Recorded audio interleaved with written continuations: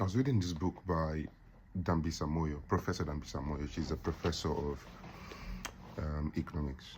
And the book is titled How the West Lost It.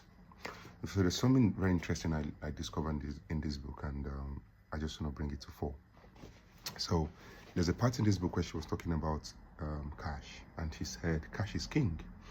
And she went on to begin to explain how nations of the world who have cash were able to build their nations. In fact, there was a part of the book where she was talking about China in about the 1800s, because they had so much economic growth and there's so much cash. I'm talking about cash.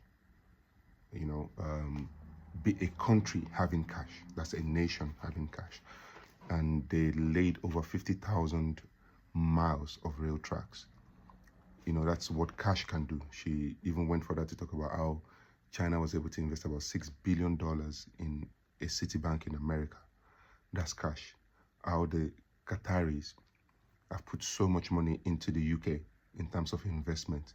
That's what cash can do. America had cash. America had so much cash, even after the Second World War, that they borrowed so much money to the European nations because they had so much cash. Now, I'm trying to juxtapose this into, like bringing it back to Africa, where many African nations are rich in resources. They are rich nations, but they don't have cash. African nations do not have enough cash to back up the kind of development that they want to see in Africa. So I give you an example. Nigeria as a nation has sold over $2 trillion of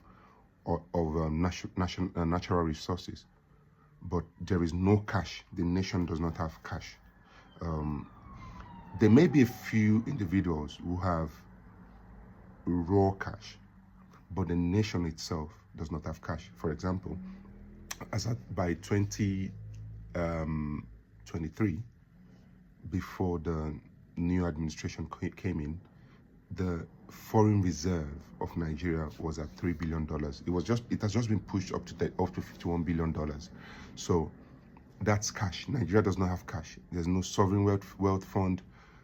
And if it's the foreign reserve that we need to back up the Naira or to push for development, or a national purse where you can say there is money here.